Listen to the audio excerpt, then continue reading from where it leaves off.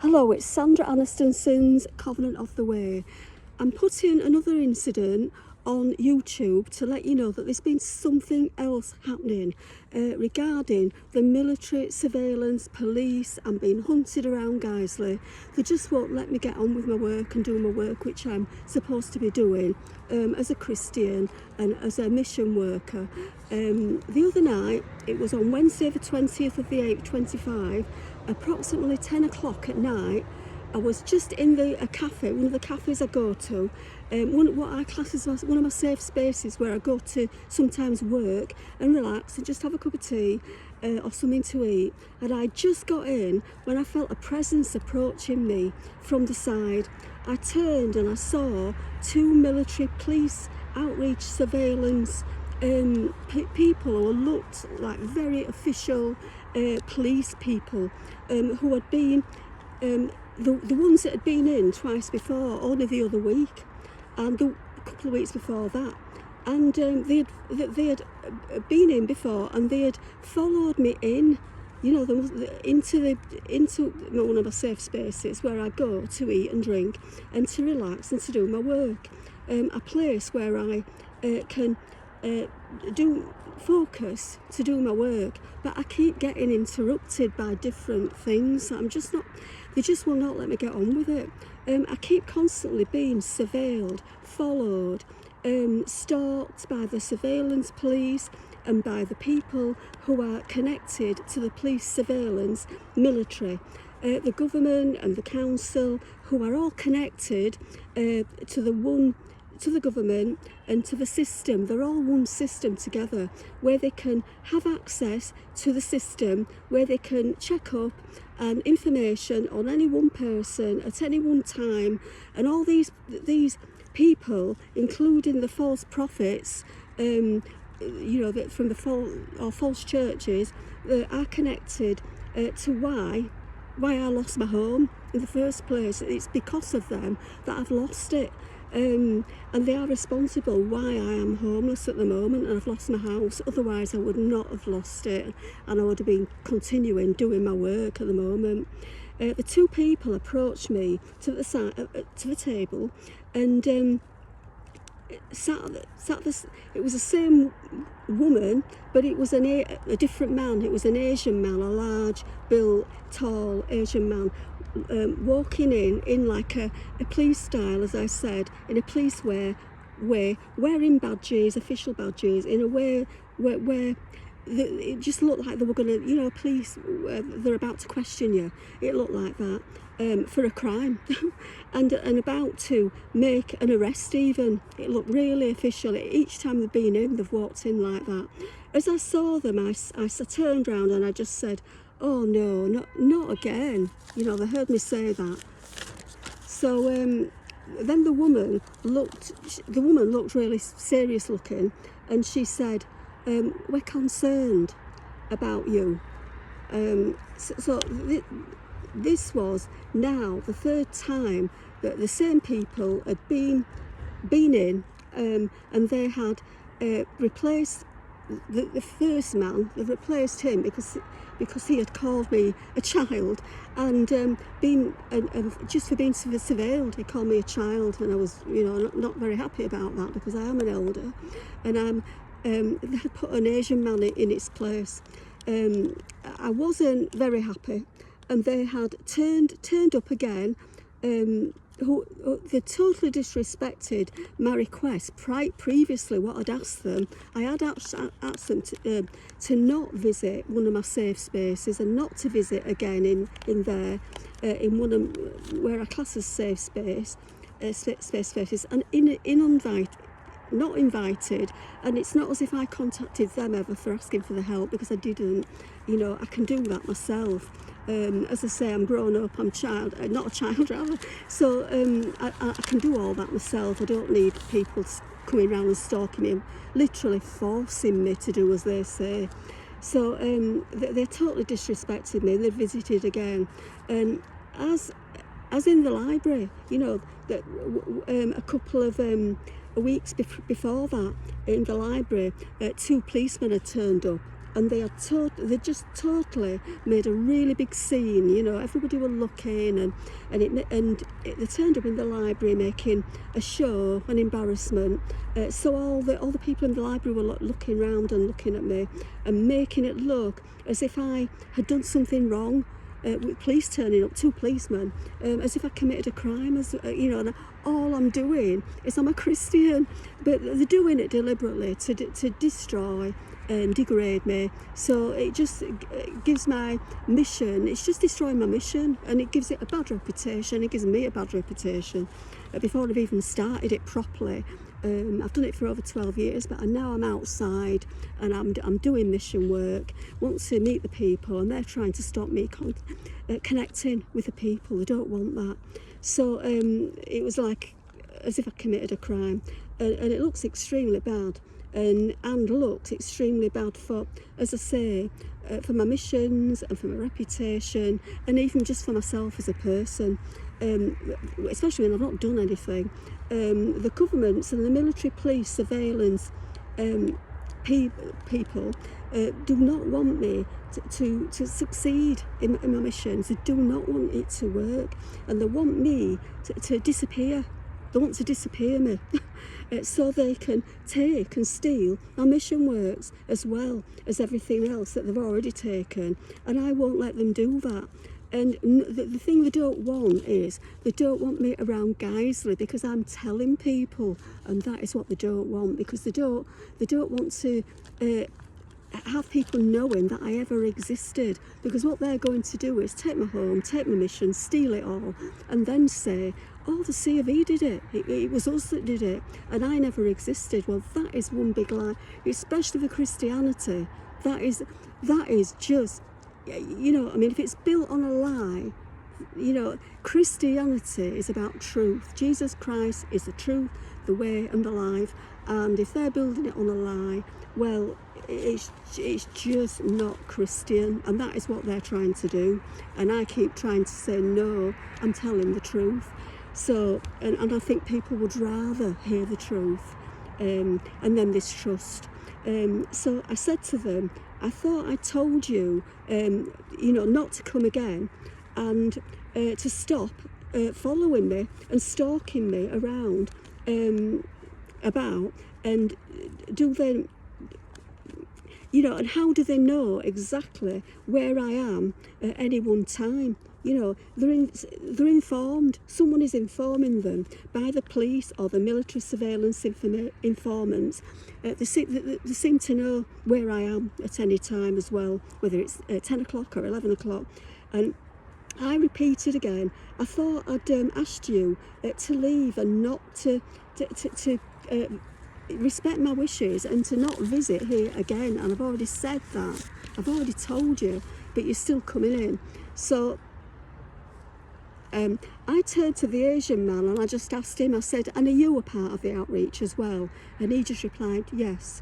But he stood there quiet the whole of the time. He didn't speak, and with his head down and not talking, and he was like looking the other way, so he didn't really communicate anything. I don't think he wanted to be on the video or anything, so he looked sideways, and I said, well, just go, you know, to them both, look, just go. I want you to leave. Go, I just want you to leave, go, and stop following me around everywhere I am, stalking me. But over my words, as I was saying that to them, saying just, you know, telling this woman, look, just go. I'm asking you to leave.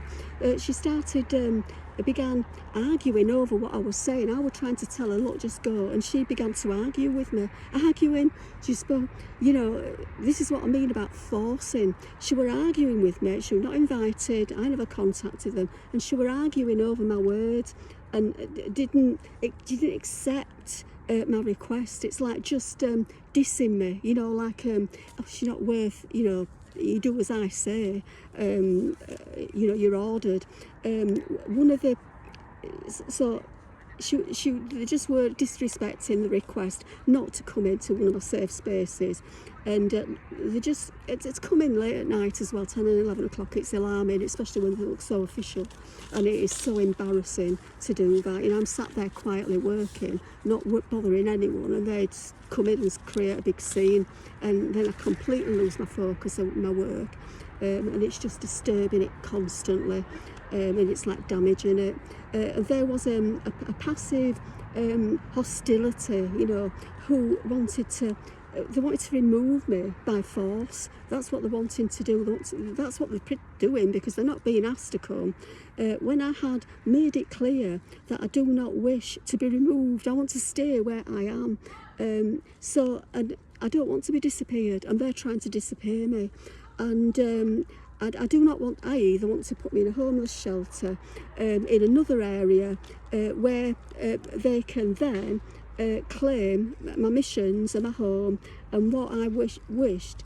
What I wish is to fight for my home back, and a great injustice has been done, and it is corruption. It is corruption.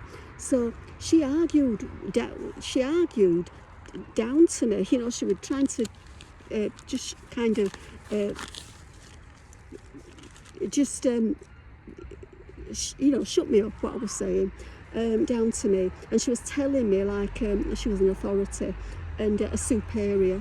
And as I got my iPhone out then, ready to video, because I thought, well, I have to video it for some proof, I realised that I'd left just a little piece of insulated tape over the camera part,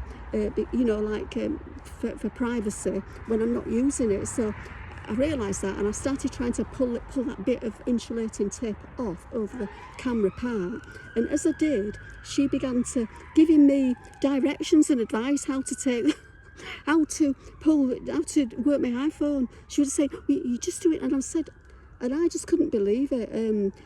Give me instructions of how to get the insulating tape off my iPhone. I mean, these people are totally control freaks, not just them. I mean, the whole system is just controlling, for everyone. And I couldn't believe that. And I just said, please don't tell me how to work my own iPhone. I said, I do have a brain, and so as if people have brains, and as if we're in need of instructions for everything, at every level. So I lost my patience, and I replied, are you now telling me how to work my own iPhone? I said, look, just go. So, and they were still stood there. And then, you just bear with me, I began to video them, and then for proof, and then at the same time as telling them not to come again, I was videoing them and saying, look, do not come again, come looking for me in here and stalking me. This is the third time you've come in looking for me, and I videoed them. As they began to walk out, as I was videoing them, then they began to leave and walk out. So I thought, no, so I ran after them, and they were walking towards the door, but they were near completely. They had completely embarrassed me. I mean, the calf again. But people were looking, and they had been 3 times, and all the calf were listening and watching. So it's just one big scene. I said to them, I'm just so mad at them putting me through this. They've no right to do it. And I said to them, how many times have you been in here, and how many times have I asked you not to be following me and stalking me, and not to come again, and you're totally just ignoring me? And I just said, have some respect, for what I'm saying to you. So do not come looking for me. So then she carried on arguing over me near the front counter of where you buy the food. So it was making a big scene, and then she says, we are concerned. But she just like looking down at me, and then she just says, is there anything we can do?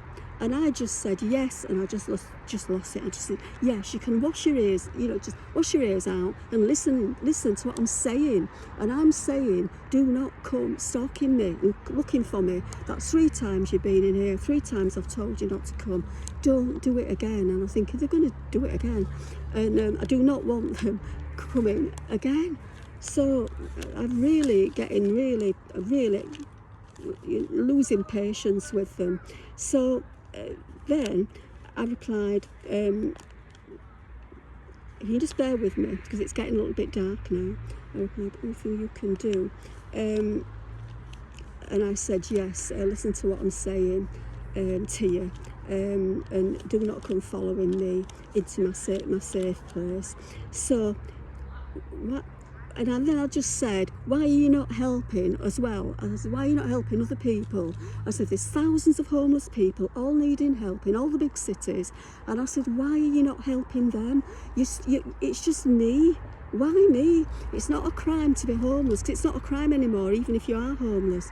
So I just made that point. I said, this was the other week. I just said, it's not a crime to be homeless, so why are you not helping other people? And why is it me? You're making a big thing about me and there's all these crimes happening with the police that are unsolved. They're not doing anything about it, and yet they're following me around everywhere. So there's something not right. So it's deliberately, I've been targeted. So I just said, don't come again. And there was something else about what had happened this AM that connected to the fact that I do believe that this is the surveillance, obviously, absolutely connected to the surveillance military police. Something happened that AM, and I'll just let you know what it is, that made me know that it was something. And it's getting a little bit dark here, so I'll just try to read the... When I started it was light, and now it's getting dark.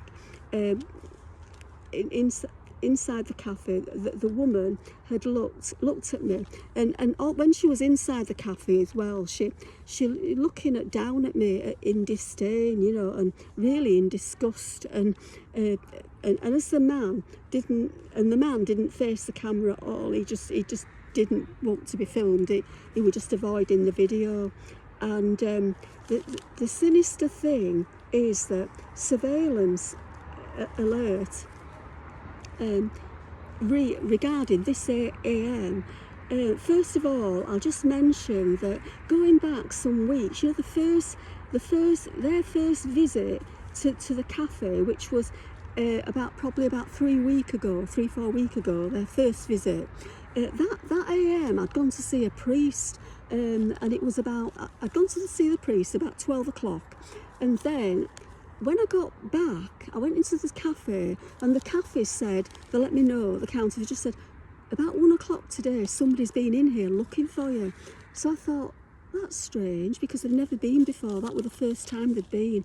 And I thought, that's strange, that it's the first time that I've been to that priest for a certain reason. The reason was that I was discussing, one of the reasons we're discussing with this priest is that the fact that I want to go take the government to court, and the fact that I am being surveilled, and then I believe that was surveilled, I believe it, and with 1 hour later they was looking for me in the cafe. So that was strange. But then the strange thing is that then I thought what had happened, this AM, that they turned up at the cafe the other night, when I just videoed them. By the way, this video that I've videoed, I'm putting it on YouTube so you can see, because what I actually did is ran after them when they left the doors, and I ran after them and I was videoing them, and I was just shouting at them, shouting them leaving, just so they could hear properly that I meant it. And I was just saying, have some respect, have some respect, have some respect, don't come again, because I was just losing it. So, the patience. So, but what happened was that AM, I had been, would you believe this, I'd been to the copy shop, a place where I get emails done. And last week I got some information and sent a letter, would you believe it, to the Independent Police Conduct Authority, and I've sent them a letter saying I'm complaining about all these incidents that have been happening. I'm putting a complaint in, but I've got all the videos to send with it, so I'm going to be sending them any time. So that day, the morning of them coming into the cafe that night, they came in the night, but on the AM I'd been to to a place where I was trying to get all the videos emailed, and then and put them on YouTube as well. So I was trying to get them emailed to the complaints, the police complaints, and I believe that they were surveilled. That had been to the to this place where the email, it had been surveilled, it had all been connected, and they'd contacted the outreach, and lo and behold, again, one incident with the priest, and now the second time, this time, that when I was about to complain and send the videos to the police complaints organisation, and lo and behold, they came in the very same night again, the same thing happening when I went to see the priest about taking the government to court. And so that's twice. So I believe they've been informed and they are a part of it. Absolutely. I mean, it's the same evening that they came, so they know that I've been there, and that is, and not only that, one of the videos that I'm going to be sending to the police complaints organisation is these outreach workers, the same people that I'm just that came in to the cafe, and now they've been 3 times now. So what I think is, it could be possible that they're a bit like they know about it, and it's bothering them that I'm going to be complaining about them, and they're worried. So they came in to try to stop me and talk and try to get me off the street. But I'm actually going to be putting it on putting it in the complaint. So I'll just finish off now, but with that one incident, just to keep you informed. And very shortly I will be doing the new message. I know it's now